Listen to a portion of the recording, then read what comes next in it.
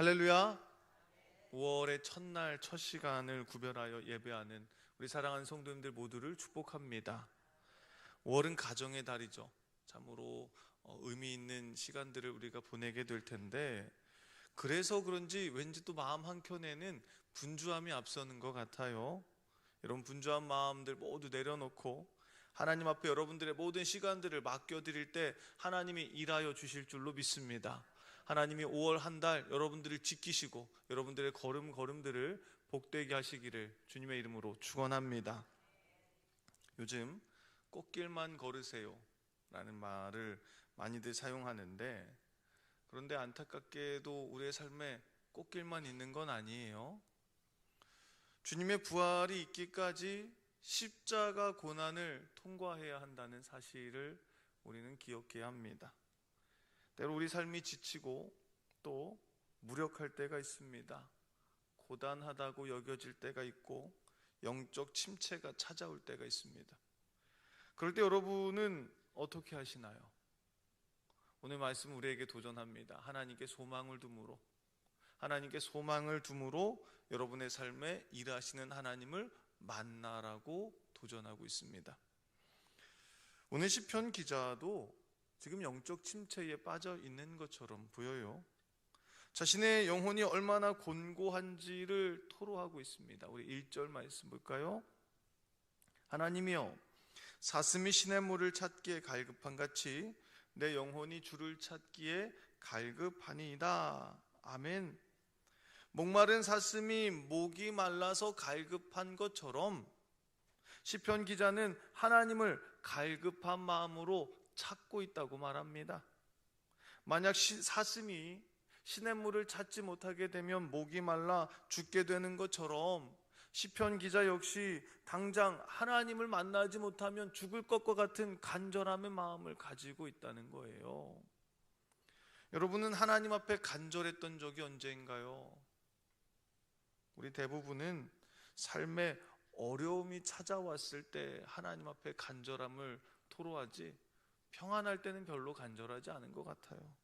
그러나 오늘, 평안한 오늘 하나님을 간절히 찾고 구함으로 바로 그 살아계신 하나님을 만나시기를 축원합니다. 자, 시편 기자는 하나님을 향한 갈망을 가지고 목마른 사슴이 시냇물을 찾기에 갈급함 같이 내가 하나님 앞에 나아간다고 고백합니다. 그런데요, 주변 사람들이 그런 그를 비웃어요. 우리 3절의 말씀을 볼까요? 사람들이 종일 내게 하는 말이 내 하나님이 어디 있느뇨 하오니 내 눈물이 주야로 내 음식이 되었도다. 아멘. 우리가 신앙생활 좀 열심히 하려고 하면 주변 사람들로부터 듣는 비아냥이 있습니다. 조롱의 말을 들을 때가 있어요. 여러분, 모든 사람들이 다 나에게 유익이 되는 이야기를 해주는 건 아니에요. 사람들의 말을 잘 분별하실 수 있기를 축복합니다. 내 영혼에 도움이 되지 않는 말을 하는 사람들과는 멀리해야 한다는 거예요. 자꾸 좋지 않은 이야기에 내 영혼이 노출되기 시작하면 내 영혼이 병들기 때문이죠. 그런데 오늘 본문의 시편 기자는 주변 사람들이 그를 향해서 계속해서 비아냥거리고 조롱하지만 그 소리에 귀 기울이지 않고 자신의 마음을 추스르고 있습니다. 우리 4절의 말씀을 볼까요? 내가 전에 성의를 지키는 무리와 동행하여 기쁨과 감사의 소리를 내며 그들을 하나님의 집으로 인도하였더니 이제 이 일을 기억하고 내 마음이 상하는도다. 아멘. 어떻게 마음을 추스르나? 이전에 성도들과 함께 동행했던 일들, 이전에 하나님의 은혜 안에서 기뻐하고 감사했던 일들을 기억하면서 마음을 추스르려고 해요. 마음이 추스러진 게 아니에요. 그렇게 마음을 추스르려고 하는데 말씀을 잘 보세요. 내 마음이 상하는도다. 갑자기 그의 마음이 상했다고 말합니다. 이전의 은혜를 생각할 때는 좋았는데 갑자기 내 현실을 바라보니까 그 은혜를 다시 경험하지는 못할 것 같아요. 그렇게 좋았던 일들이 다시 내 삶에 펼쳐지지는 않을 것 같습니다. 그러니까 마음이 낙심되고 영적인 무기력증에 빠져드는 겁니다. 자기 마음이 상했다고 고백하죠. 자, 여기부터가 중요합니다. 잘 들으셔야 됩니다. 시편 기자가 지금 크게 낙심하고 있어요. 근데 어떻게 그가 회복되는지를 여러분 주목해 보세요. 5절 말씀 보겠습니다. 내 영혼아, 내가 어찌하여 낙심하며 어찌하여 내 속에서 불안해하는가? 너는 하나님께 소망을 두라. 그가 나타나 도우심으로 말미암아 내가 여전히 찬송하리로다. 아멘. 지금 상황이 좋지 않고 시편 기자의 마음에 영적인 낙심이 찾아왔습니다. 그래서 그 상황이 좋지 않으니까 시편 기자의 영혼이 그에게 말을 걸고 있어요. 뭐라고요? 낙심이 된다. 불안하다. 안 될 것 같다. 염려스럽다. 그러나 여러분, 내 영혼이 나에게 말을 걸기 전에 내가 먼저 영혼에게 말을 걸어야 한다는 거예요. 이게 중요합니다. 우리는 이런 생각을 해야지 결단하고 생각하는 게 아니에요. 나 앞으로 이런 생각을 할 거야 계획하고 그런 생각이 내게 오는 게 아닙니다. 그냥 생각이 나는 거예요. 생각이 저절로 떠오르는 거예요. 그러면 우리는 그 저절로 떠오르는 생각에 이끌려 살아가는 경우가 대부분이라는 거예요. 제 부끄러운 얘기를 해보자면 며칠 전에 하정이를 크게 혼냈습니다. 혼내면서 제가 입으로 툭 내뱉은 말을 제 귀로 듣고 깜짝 놀랐어요. 제가 뭐라고 했냐면 생각할수록 열받네. 여러분, 생각할수록 열받는다는 건 내가 생각을 통제하는 거예요? 아니면 내가 생각에 이끌려 다니는 거예요? 생각에 이끌려 다니는 거죠. 그러니까 생각을 하고 생각을 하면서 그 생각이 더 증폭되는 겁니다. 그러면서 넘어지는 거죠. 그러니까 여러분들의 생각이 여러분들에게 말을 걸기 전에 여러분이 먼저 생각을 향해 외치시라는 거예요. 생각이 여러분에게 불안하다, 염려된다, 낙심된다 말하기 전에 여러분들이 이렇게 외치십시오. 내 영혼아, 내가 어찌하여 낙심하며 어찌하여 불안해하는가? 저 같으면 이렇게 말해야 되겠죠. 내 영혼아, 내가 어찌하여 분을 내며 어찌하여 열받아 하느냐? 영혼이 곤고할 때 그러면 자연스럽게 내 안에서 좋지 않은 말들이 토해지거든요. 그렇게 좋지 않은 말들이 나오기 전에 여러분들이 먼저 외치시라는 거예요. 먼저 선포하시라는 겁니다. 왜 우리의 영혼이 낙심될까요? 왜 우리의 영혼이 불안할까요? 하나님께 소망을 두지 않으니까 그런 거잖아요. 이 사실을 우리가 모르는 게 아닙니다. 다 알아요. 그런데 영혼이 낙심되는 상황이 찾아오면 너무 절망이 무거우니까 하나님 앞에 소망을 두지 않습니다. 마음 가는 대로, 생각나는 대로 그렇게 살아가려고 하죠. 여러분, 이제는 그만 끌려다니시고 여러분이 주도권을 쥐시라는 거예요. 여러분이 먼저 결론을 내시라는 겁니다. 너는 하나님께 소망을 두라. 그가 나타나 도우심으로 말미암아 내 하나님을 여전히 찬송하리로다. 할렐루야. 그렇기 때문에 여러분, 우리가 하루를 말씀으로 구별해서 시작한다는 거 너무너무 중요합니다. 한 달의 첫날을 구별해서 하나님 앞에 드리는 거 너무나 귀한 시간이 됩니다. 오늘 마음이 낙심되고 불안하신 분들 계십니까? 아니, 5월 한 달을 보내는 가운데 여러분들의 마음이 불안하고 낙심되는 일들이 찾아오거든 먼저 여러분들의 영혼을 향해 외치시기 바랍니다. 내 영혼아, 어찌하여 낙심하며 어찌하여 내 속에서 불안해하는가? 너는 하나님께 소망을 두라. 그가 나타나 도우심으로 말미암아 내 하나님을 여전히 찬송하리로다. 아멘. 시편 기자가 하나님께 소망을 두라고 이야기하지만 사실은 이게 쉽지가 않죠. 평소에 소망을 두려고 하다가도, 아니 소망을 두고 살아가다가도 상황이 무너지는 것 같고 내 마음에 커다란 절망의 그림자가 뒤덮여 버리면 그때도 여전히 소망을 두는 게 이게 쉽지가 않습니다. 우리 6절 말씀 볼까요? 내 하나님이여, 내 영혼이 내 속에서 낙심이 되므로 내가 요단 땅과 헤르몬과 미사엘산에서 주를 기억하나이다. 아멘. 시편 기자는 영혼이 낙심될 때 어떻게 하느냐? 요단 땅과 헤르몬과 미사엘산에서 일하셨던 주님의 은혜를 기억한다고 말합니다. 헤르몬 산은요, 이스라엘 북쪽에 위치해 있는데 해발 고도가 가장 높은 곳이에요. 그러니까 유일하게 이스라엘에서 눈을 볼 수 있는 곳, 유일하게 스키장이 있는 곳, 그곳이 바로 이곳 헤르몬 산입니다. 여기에서부터 시작된 물줄기가 이제 요단을 건너서 사해까지 흘러가게 되거든요. 다시 말하면 이 북쪽에 있는 헤르몬 산이 생명의 젖줄이 되어서 이곳으로부터 이스라엘 전역 가운데 물이 공급되는 거예요.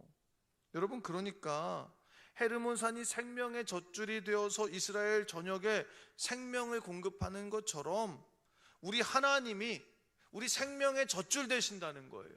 하나님이 우리와 함께 하신다면 우리의 삶의 모든 영역들이 하나님 안에서 살아나게 될 것이다, 회복되게 될 것이다 하는 사실을 믿으시라는 겁니다.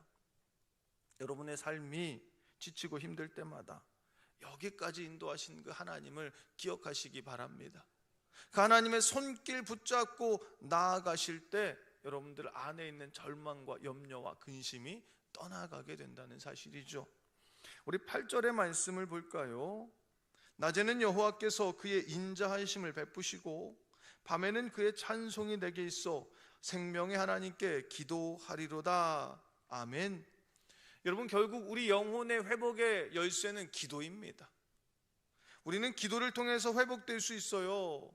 우리는 기도를 들으시는 분이 하나님이심을 믿어야 합니다. 말씀을 보세요. 낮에는 인자를 베푸시는 분이 하나님이십니다. 밤에는 우리에게 찬송을 주시는 분이십니다. 바울과 실라가 감옥에 갇혔을 때 어떻게 합니까? 그 로마 깊은 감옥 가운데에서 그들이 하나님 앞에 찬송과 기도를 올려드리잖아요. 그때 그들을 억압하고 있었던 모든 옥문이 열려지는 것을 보게 됩니다. 여러분의 인생이 갇혀 있는 것과 같았던 그때 기도하시기 바랍니다. 찬송하시기 바랍니다. 하나님께서 여러분의 삶을 열어주실 것이고 놀라운 은혜로 회복시켜 주실 것을 굳게 믿으시기 바랍니다. 우리 9절에서 10절까지의 말씀을 볼까요? 내 반석이신 하나님께 말하기를 어찌하여 나를 잊으셨나이까? 내가 어찌하여 원수의 압제로 말미암아 슬프게 다니나이까 하리로다. 내 뼈를 찌르는 칼같이 내 대적이 나를 비방하여 늘 내게 말하기를 내 하나님이 어디 있느냐 하도다. 아멘. 오늘 말씀은 설교하기 참 어려운 말씀이에요. 아니, 좋다고 했다가 나빴다고 했다가 회복되었다가 침체되었다가, 아니, 변덕이 어쩜 이렇게 심한가요? 그런데 여러분, 이게 우리 인생 아닌가요? 우리 삶이 그렇잖아요. 우리가 회복의 은혜를 노래하다가도 잠시 작은 문제 앞에서 우리의 삶이 걸려 넘어지잖아요. 하나님, 내가 하나님 앞에 내 삶을 드리겠습니다 고백하다가도 어떤 문제가 찾아오면 내 삶은커녕 내 조금의 시간도 하나님 앞에 드리지 못하는 게 우리 삶이잖아요. 그래서 시편 기자는 하나님 앞에서 또다시 절망합니다. 그러나 절망의 자리 가운데 머물러 서지 않는 게 중요합니다. 누구나 절망 가운데 휘청거릴 수 있어요. 누구나 절망 속에 넘어져 있을 수 있습니다. 하지만 일어서는 게 중요합니다. 절망의 자리 속에서도 하나님 안에서 소망을 고백하는 게 중요합니다. 그래서 이 시편 기자는 어떻게 합니까? 낙심하지 않고 다시 한번 자신의 영혼을 향해 외치고 있습니다. 11절, 우리 11절 말씀 한 목소리로 함께 읽어보겠습니다. 11절 함께 읽겠습니다. 시작. 내 영혼아, 내가 어찌하여 낙심하며 어찌하여 내 속에서 불안해하는가? 너는 하나님께 소망을 두라. 나는 그가 나타나 도우심으로 말미암아 내 하나님을 여전히 찬송하리로다. 아멘. 그에게는 분명한 믿음이 있었습니다. 설령 내 마음이 흔들리지만 그래도 분명한 사실은 뭐예요? 하나님 앞에 소망을 두기만 하면 하나님이 반드시 나를 도우실 거라 하는 믿음이 그에게 있었다는 겁니다. 여러분, 하나님 앞에 소망을 두시기 바랍니다. 환경을 바라보지 마시고 상황을 바라보지 마시고 사람을 의지하지 마시고 하나님 앞에 소망을 둠으로 반드시 나타나 도우시는 하나님의 은혜의 손길을 경험하는 5월 한 달이 되시기를 주님의 이름으로 축원합니다. 한 자매가 결혼해서 믿음의 가정을 꾸렸습니다.